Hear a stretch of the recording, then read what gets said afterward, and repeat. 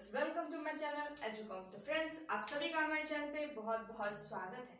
तो जैसे कि हम बीएसटी का chapter second principle of management प्रबंध के सिद्धांत कर रहे थे, तो चलिए उसी को हम कंटिन्यू करते हैं। और उससे पहले अगर कोई पुरानी क्लास में डाउट हो या कोई भी प्रॉब्लम हो तो आप कमेंट कर सकते हैं, ठीक है। और अपने फ्रेंड्स को शेयर कर दीजिए ताकि हर एक स्टूडेंट आराम से कर सके, ठीक है। अब चलिए हम स्टार्ट करते हैं। है हमारा प्रिंसिपल ऑफ मैनेजमेंट।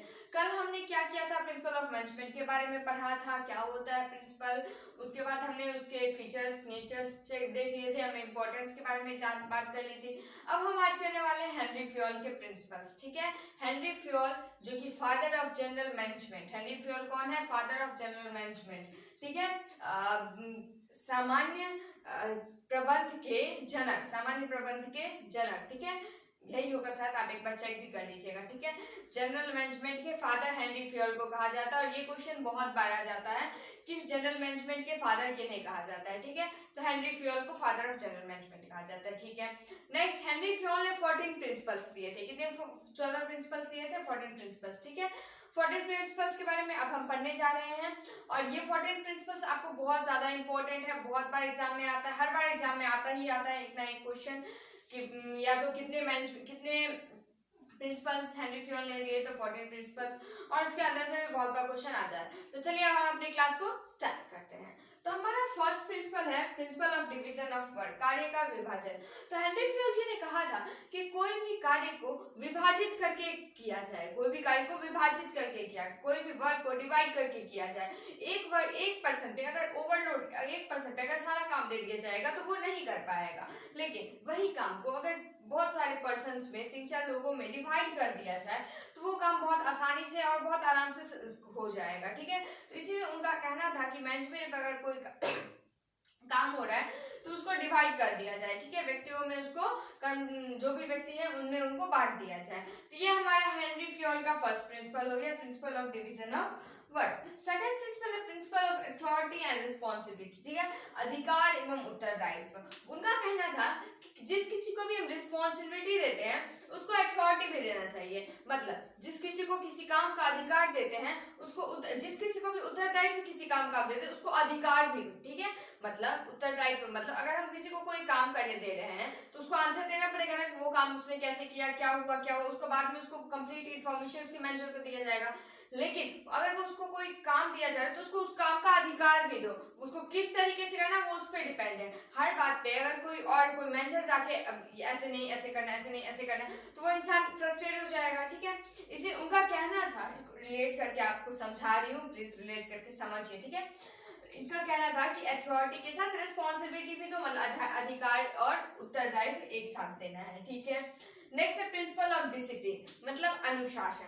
किसी भी मैनेजमेंट में अनुशासन बहुत जरूरी है। अनुशासन हमारी लाइफ में भी बहुत जरूरी है। बिना अनुशासन कोई भी सक्सेस नहीं हो पाया, ठीक है। जितने भी सक्सेसफुल पर्सन आप देखते हैं उन सब ने कहीं ना कहीं अनुशासन का इस्तेमाल किया अपनी लाइफ में अनुशासन लिया, तभी कोई सक्सेसफुल। उसी तरह मैनेजमेंट में भी डिसिप्लिन की बहुत ज्यादा जरूरत होती है, अनुशासन की बहुत ज्यादा जरूरत होती है। नेक्स्ट है हमारा principle of unity and command, आदेश की एकता, ठीक है। कोई भी यूनिटी ऑफ कमांड की यूनिटी होना चाहिए, ठीक है। मतलब एकता रहना चाहिए। अगर ये और ये मतलब एक मैनेजर है और सबऑर्डिनेट है, ठीक है। सबऑर्डिनेट मतलब कर्मचारी और ये जो है वो मैनेजर ऑनर है, ठीक है। ऑनर और कर्मचारी। तो देखिए कर्मचारी और ऑनर इन दोनों के बीच में यूनिटी रहेगी, एकता रहेगी, कोऑर्डिनेशन रहेगा, तभी वो इसका बात मानेगा, नहीं तो नहीं मानेगा ना। इसीलिए उन दोनों के बीच में क्या रहना चाहिए? यूनिटी रहनी चाहिए। और ये यूनिटी रहने के लिए डिसिप्लिन की जरूरत है। जब डिसिप्लिन रहेगा तभी यूनिटी रहेगा, नहीं तो नहीं हो सकता है। कैसे अपने upper level higher level person से बात करना चाहिए, और डिसिप्लिन से ही पता चलता है। तो ये हो गया हमारा। नेक्स्ट है principle of unity of direction. देखो कभी भी डायरेक्शन जो मिलना चाहिए वो किसी एक मैनेजर से। इसका मतलब है कि वन मैनेजर वन प्लान होना चाहिए। वन मैनेजर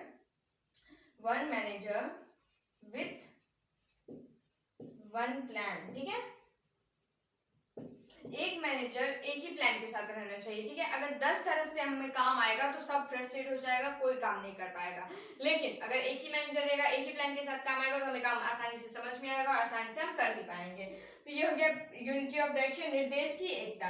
नेक्स्ट है हमारा subordinate of individual interest to general interest. ठीक है, कभी भी अगर डिबेट होता है किसी भी बात को लेके मैनेजमेंट में, तो वहां पे व्यक्तिगत हित को महत्व दिया जाता है, न कि सामूहिक हित को। ठीक है, सामूहिक हित में व्यक्तिगत हित को महत्व दिया जाता है। नेक्स्ट है principle of remuneration of employ. देखो बच्चों, रेम्यूनरेशन मींस होता है सैलरी और वेज। ठीक है, रेम्यूनरेशन मींस होता है सैलरी और वेजेस, सैलरी वेजेस इसी का मतलब रेम्यूनरेशन होता है, तो इसमें आपको प्रॉब्लम मत करना। ठीक है, समझ में आराम से आ जाए। कर्मचारियों का परिश्रम, देखो कोई भी कर्मचारी, कोई भी वर्कर को अगर प्रॉपर वेज मिलेगा, प्रॉपर सैलरी मिलेगा, तभी वो अच्छे से काम कर पाएगा।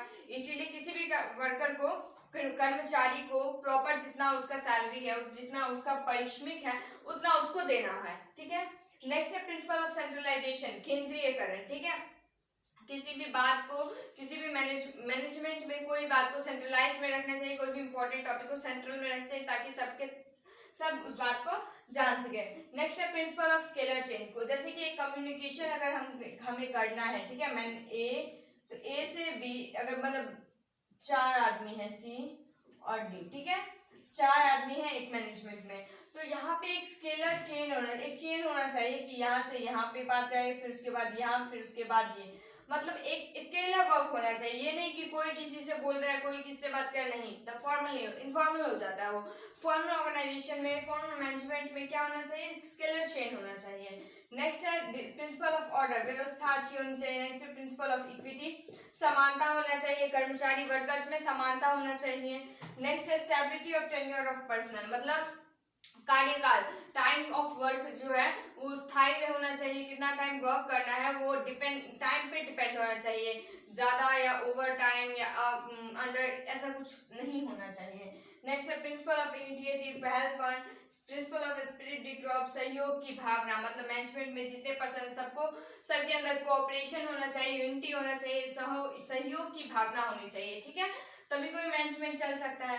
तो इसी के साथ हमारा ये फ्यूल के प्रिंसिपल्स जो है वो कंप्लीट होते हैं। इसके 1-2 इंपॉर्टेंट क्वेश्चंस बनते हैं। हेनरी फ्यूल के फादर कौन है, हेनरी फ्यूल के टोटल कितने प्रिंसिपल्स हैं, तो ये लोग थोड़ा ये क्वेश्चन आप अच्छे से, बाद में हम एमसीक्यू करवाएंगे तो सारे क्वेश्चंस हो ही जाएंगे। तो ये हमारा जब यहाँ तक कंप्लीट हो गया, उसके बाद हम करेंगे Taylor, FW Taylor, Frederick Taylor के बारे में जानेंगे। वो उनको साइंटिफिक मैनेजमेंट का फादर कहा जाता है, तो अब नेक्स्ट में हम उनके बारे में जानेंगे। ठीक है, तब तक के लिए bye bye, have a nice day, स्वस्थ रहिए, मस्त रहिए, खुश रहिए। और अच्छा लगा हो अगर वीडियो तो लाइक कर दीजिएगा, शेयर कर दीजिएगा। बस बाय बाय।